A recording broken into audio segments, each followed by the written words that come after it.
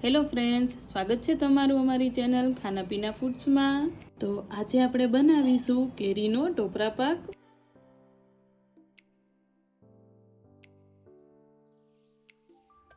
તેને બનાવવો એકદમ સહેલો છે, તો ચાલો હવે આપણે તેને બનાવવાનું ચાલુ કરીશું।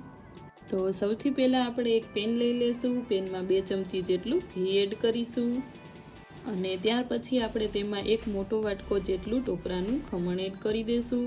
હવે આપણે એ છીણને થોડીવાર માટે ઘીમાં શેકી લેશું। આ રીતે આપણે તેને 2 થી 3 મિનિટ સુધી શેકી લેવાનું છે। ત્યાર પછી આપણે તેને નીચે ઉતારી લેશું।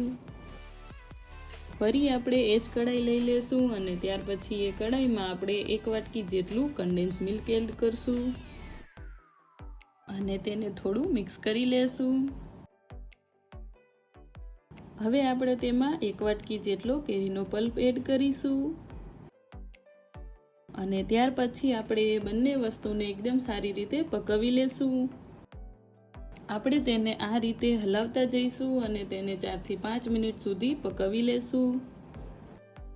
બંને વસ્તુ એકદમ સારી રીતે મિક્સ થઈ જાય એટલે આપણે તેમાં ટોપરાનું છીણ એડ કરી દેશું અને ત્યાર પછી તેને એકદમ સારી રીતે મિક્સ કરી લેશું।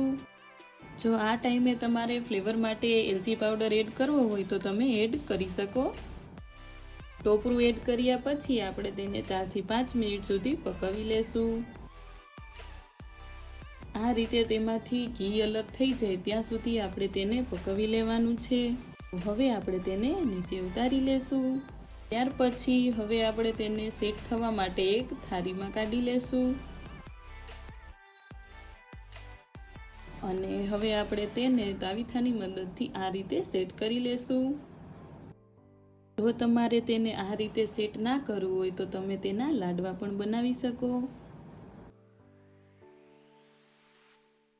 હવે આપણે તેને 2 થી 3 કલાક માટે સેટ થવા મૂકી દેશું। 2 થી 3 કલાક જેટલો સમય થઈ ગયો છે। તમે જોઈ શકો છો એકદમ સારી રીતે સેટ થઈ ગઈ છે। તો હવે આપણે તેને કટ કરી લેશું।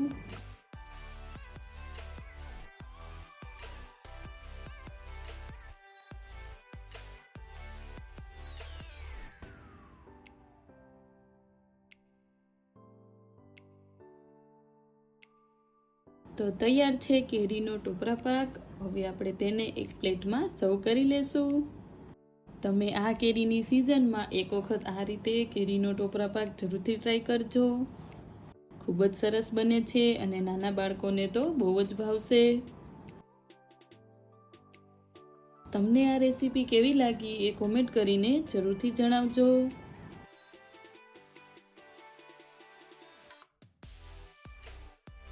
જો તમને મારી આ રેસીપી ગમી હોય તો વિડીયોને લાઇક, શેર અને ચેનલને સબસ્ક્રાઈબ જરૂરથી કરજો।